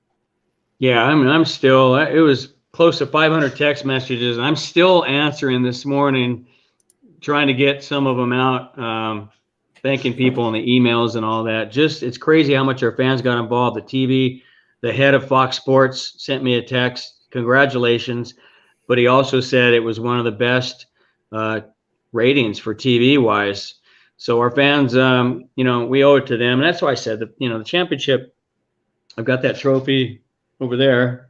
Santa Claus took the place of the new one. I just sent it to corporate headquarters at Napa. But that one, you know, was for all the almost championships, you know, for my family. But this one just felt right to say it was for all those people that were pulling for us and the sponsor people and friends and family and just everybody that kept coming up and saying, hey, this is yours this year.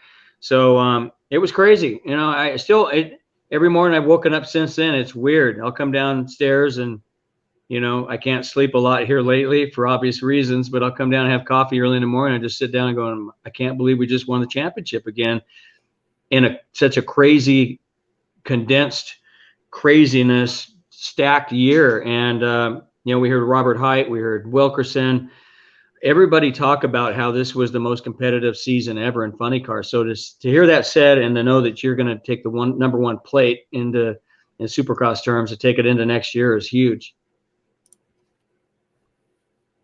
And like you said, in this crazy season, but so competitive, looking forward, not trying to talk about the announcement that's going to be made. What are your predictions for next year? I mean, I think there's a lot of people coming back that are going to be hungry. I think there's a lot of leaps and bounds made in the class. What your predictions on next year? Do you see another tight battle? Do you see some of those cars that were a couple of points, you know, below, like you mentioned, Alexis DeJoria, you know, they found a lot later in the season. Do you see a lot of people gaining off of what they made last year and coming in and being a heavy contender, you know, all year? Yeah.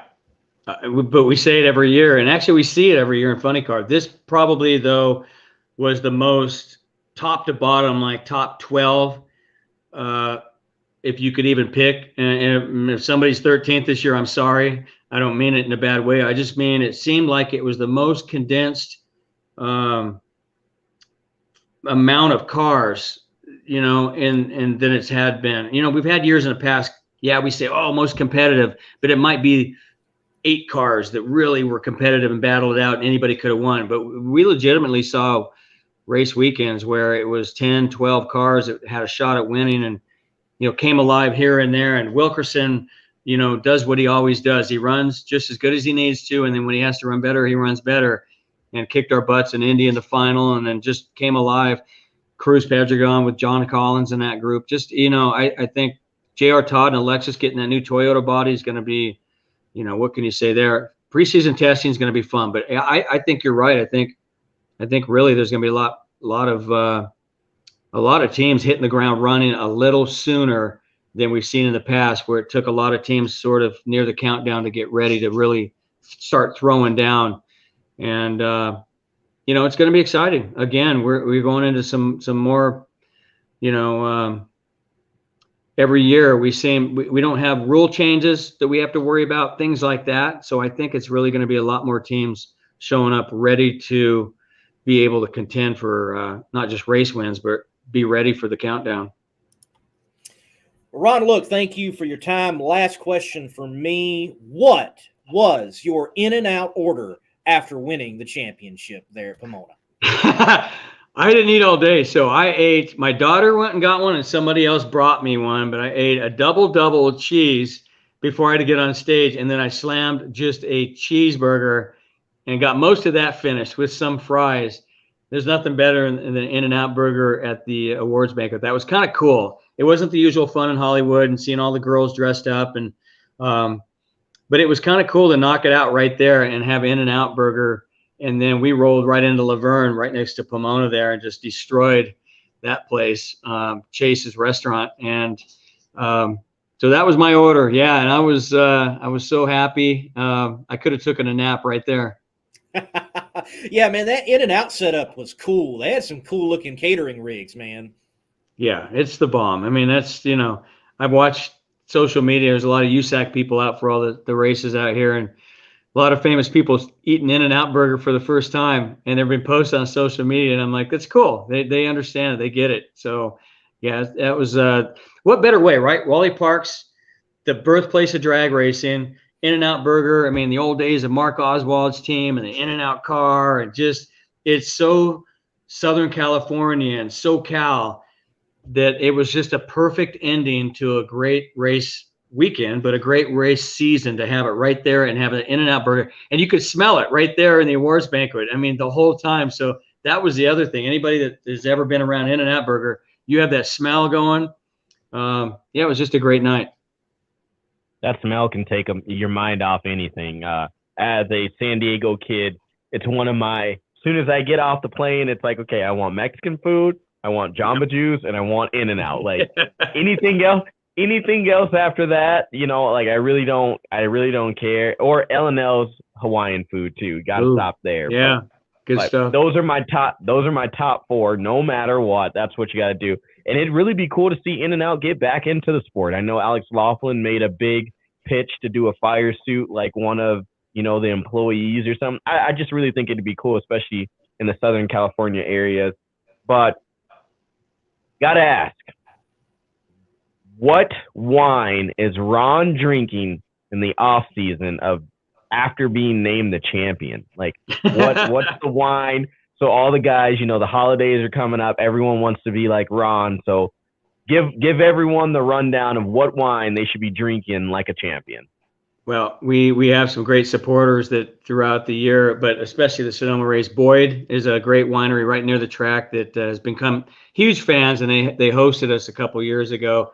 But our favorite's really a Chronic. If you've ever had Chronic in Paso Robles, is one of the great places and Tobin James have become huge racing fans, and that weren't. So they watch, and then when we win, I get a package, just like Russian River Brewing with Piney the Elder. They came out to Sonoma race, and that's just such a great beer company. And we won the championship, and what happens? I get a nice care package. So the wine has been good, it's been flowing, and we have some great friends that park with us in Pomona that have been huge supporters, but they park right next to my motorhome, and they're from Phoenix, and they gave us a bottle of Camus. And my wife and I had our anniversary Sunday. We drank that bottle, and so yeah, the wine has been coming fast and furious. So we're stocking up pretty good, and it'll get us through the winter. We're gonna have Christmas here with all of our family. I got the new trophy coming, so yeah, it'll be a lot of fun to just kind of hang out and celebrate this whole season. Yeah, again, congratulations. Yes, sir. Appreciate Congratulations. And man, I was pulling for you. I know you know that. I was pulling for you, so it's good. Dude, how do I get a pair of the autographed signature sunglasses? I tell you what, I can work that out. We can do that. Come on, man. We can send All you right. some. We can send you some for sure. Right. And look, I know we know the day. Do we have a time yet for the announcement at PRI? Well, it's supposed to be 10 a.m. Allie is working. It's going to be the opening date. It's going to be, we may move it a little bit so our VIPs can get in from Atlanta, from Napa. But anyway, it'll be that opening day. It's going to be NHRA stage. I can promise you that. And Looking forward to it. Yes, sir. Yes, sir. We're looking forward to it. We're looking forward to 2022. Congratulations, and go catch up on some sleep, man. All right. See you guys. Thank you. Ron Man. Katz. Ron Katz. He didn't spill any beans. Maybe No. I don't know how much you guys paid attention. I was paying attention. Wrote some notes down. You But you understood the assignment. Lee, I was going there. Like, I don't know. Like I said, I don't know what you guys caught. I know what I caught, and that's my story, and I'm sticking to it. I hear you, man. I hear you. Loud and clear. Well, Sam, look, we definitely have a silly season to look forward to, and I tell you what, I know that I'm not no big player in it at all, but I do have some silly season news for myself personally. Oh God, are you about to drop time? Whoa! Pause. You're gonna drop a bomb on the show that I don't even know about, or do I know? Before you say this, do I know about this news? I think you know. Okay, I'm just saying you cannot break up the band. Okay. Well, I just want to. No, we're not breaking up the band. Okay. No. All right. No. It is not the last Competition Plus Power Hour with Monday Morning. No. But I'm gonna cry. I do want to take the time to say thank you to Chip Lofton of strutmasters.com, vitacshot.com. He has helped me so much. He's helped me to even get to this very point and beyond. This is my last show from strutmasters.com headquarters. I will no longer be an employee of strutmasters.com. I am transitioning and moving and trying to make it where I have a platform that I have a lot more liberty and more independence and more freedom to continue to pursue what has been happening in motorsports, and in particular in drag racing. And I hope very soon to make an announcement of, basically being a pit reporter for a particular series and being kind of the main guy. That's probably going to happen, but that will be later on. Lee, before you make this silly season announcement, can you make it on Outlaw Performance ENT podcast? I mean, man, I would love to do that. Can we schedule that? I'd love to do live feed after hours. I know you don't like to have a beverage, but you can have water, you can have juice, V8 Splash, whatever you decide. I mean, but I think, hey, I want to give you that exclusive. I think we should do that. We can stream it to Monday Morning Racer and just get it out there. I think that'll be a cool, like, lax atmosphere and, silly season. Right. So, I'm glad. News for me. I figured I'd go ahead and throw it out there. But again, Chip Lofton, thank you so much, man. I would not be right here. I would not be helping, Foley Lewis Racing. I wouldn't be able to talk to Ron Capps, Don Perdue, all these guys. I wouldn't have met Bobby Bennett. I wouldn't have met Sam Smith, because strutmasters.com got me to that first World Door Slammer Nationals. So strutmasters.com. And Strutmasters almost got. Thank you. Strutmasters almost got you an elbow to the back of the head for getting in my shots, man. Look, I was wearing the threads, man. I had to represent. I had to get Strutmasters in on the material. Man, Bobby was like, "Who is this dude that keeps coming into your shops?" I'm like, "I don't know. It's day 2 and he's still here. He won't leave." And now look, hey, the silly season rumors are already coming in about you, Lee. Right. Hey, I know. You know what? I need to talk to Tommy Franklin about that. Maybe I could be a pit reporter at the PDRA. Hey. But yeah, I know the silly season news for you, and man, like I said, I'm looking forward to that announcement, and I'm glad that I got to ask that opportunity for you to come on to my show and and talk about that and grow your platform and what you're doing, and your hard work is honestly paid off. And as a friend, as a brother, as a colleague, everything, man, I am proud of you. Seeing your growth, you helping everybody out and what you do. It's well deserved. So I appreciate great information coming. Like I said, from the Monday Morning Racer guys and girls out there. Like I said, continue to share these. What's up? I got to figure out how to autograph sunglasses now. Ron wants a pair. I got to figure that out. Like, I don't know what. Okay, this is how you do it. I'm going to show you. You get a fat Sharpie like this, and then you just scribble on it. Go and get like a piece of plastic or something and write it on there a couple of times. You know what I mean? Man, you know what? I gotta say that's honestly cool. Like, Napa colors, like get yellow frames with blue lens for him. Is that what? But I think you should. But see, I think it's pretty cool. Like Ron Capps is asking you for autograph glasses. Like I'll you know what I mean? like that's pretty cool. Like, you know what I'm saying? Like people are asking you for that kind of stuff. So, just like I said, hard work pays off, man. Wake up, grind, go to bed, grind, do it all over again. Grind. But man, another great show, like you said, silly season news. Yes. Lee, I got to ask, as we continue to do this show, we continue to grow, we continue to have a lot of people watching, I always ask this question: what can we do better, as for racers or for promoters or anyone, but to you guys, the fans, to anyone that's out there that's watching this show, that wants to be a part of this show, that wants to become a marketing partner? I'm posing the question to you guys, but I'm going to ask you. So I think I'm looking the right way right now. Lee, what can we do better, or what can we do to gain a couple of marketing partners for this show and to grow this show, put this show on the road? What do you think?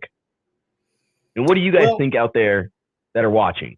I think that we can be youthful ambassadors that have a passion for a sport and bring your brand with great names within drag racing that, maybe you don't put your product on their car, but yet you can be associated with them because they come onto this show. We do have some of the top names, like even a John Force, come on this show. We just had the world champion in Funny Car come on this show. We just had the champion of Factory Stock Showdown come on this show. So if you want to be associated with some of the top names in drag racing and a brand that is trusted in drag racing for drag racing news and information, and maybe you've got that brand that can be trusted, you have got the perfect place to be right here on the Competition Plus Power Hour.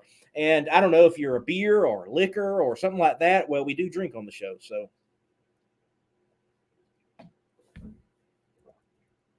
that's what I'm saying, Tim. Great sales pitch there, Lee. And like you said, youthful guys. I mean, we're both in our early 30s. We both, some days we wake up a little sore. So, any of those, I almost said this and this came out so wrong. Any of those joint companies, but I meant like joint, like active body. Yeah. We become the Cheech and Chong of drag racing on the show. Exactly. So yes, like, we try and stay active. So if you want to become a part of this show, please let us know. Reach out. I think reach out to it. Caps is moving. I feel the earth. I'm one with the Zen, man. I have a feeling that AB came into his new shop today. I don't know if you guys saw that news, but it was great seeing that on Instagram. Him getting down with the Browns. That's the hashtag for this year that he's using. So that's awesome to see. Congratulations to him. Congratulations to anyone that's got silly season news. I'm still working on my silly season news. Things are shaking up, coming around. The wishful thinking hat is still available, but yes. Hey guys, you gonna be at PRI? If so, you have a booth. No, we don't have a booth. We will be at PRI though. Yes. We might even do one of our pit walks, but it's going to be trade show walk because it's not a pit, so it's a trade show. So it's my trade show walk. We got to find somebody to make us a theme song. That's what we need, Lee. If any of you guys out there are musicians, I'm just throwing it all out there. It's silly season. If any of you guys are musicians, artists, you guys can make beats and songs, put lyrics to it, please get a hold of me, Slam and Sam Smith, Morris, Outlaw Performance ENT. He's a musician, Top Fuel. He can come up with something for us. Yes, or Monday Morning Racer. Get a hold of us. This is my idea. So if you want to get a hold of me, we need a theme song for the Power Hour. Like, branding is everything, Lee. It is, right? Like if you ever watch one of Donald Long's, shows, he always plays that goofy Donald Long, No Mercy, Lights Out, whatever song that he's got going. We need a Power Hour song. Why not? Roll into somewhere and we're gonna get on air with somebody, boom, hit that track, 8-track, slap it in. Yeah. Power Hour theme song. So I'm telling you right now. Wear shades. The other guy's a little dark, but they love drag racing. And they live miles apart. See? There you go.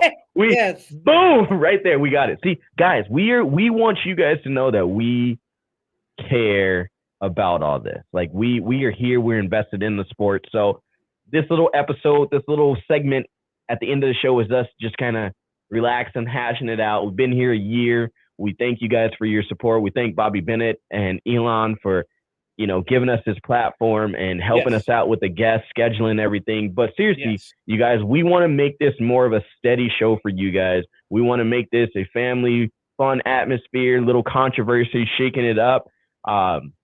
Lee and I are working on some things to just continue to grow the show and continue to do different things. So I hope you guys are along for the ride. Sam, we also want to thank Jeff. Let's not forget Jeff. No, forget Jeff right now, okay? He probably went out some good place in California that he's eating at. He didn't even invite us. I was in California for 2 weeks. The man didn't even call me. See how he is? No, forget him. Hey, if you get those glasses soon enough, I can take him to Ron Cap's house and drink some wine with him. Just saying. There you go. There you go. Sam, look, man, as always, pleasure to do the show with you. Pleasure to do the show with Aaron Stanfield, Dave Davies, world champion in funny car, Ron Capps, and a pleasure to have each and every one of you like Scott Malpass, Drag Racing Central, and others watching the show and commenting. We greatly appreciate it. Sam, shut her down.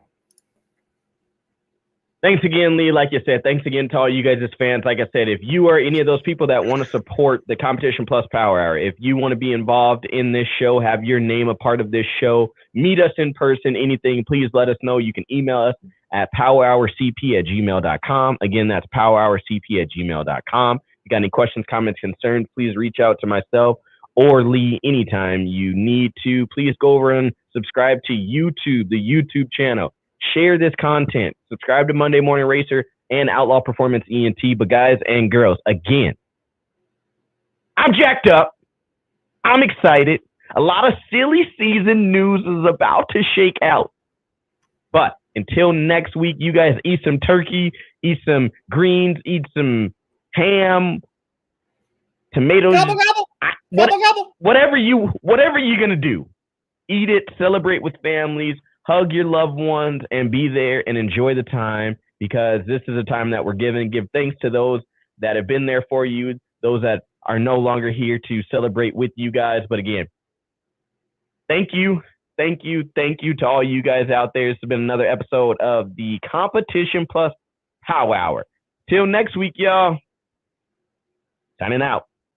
In the race for quality, there is no finish line. Jerry Bickle Race Cars is a one-stop chassis shop for drag racing performance parts and race components. For over 50 years, Jerry Bickle Race Cars has been an essential part of racers' plans for building world champion race cars. Our parts department is stocked with every part a racer might need. Log on to jerrybickle.com for more information. We build anything with doors. Jerry Bickle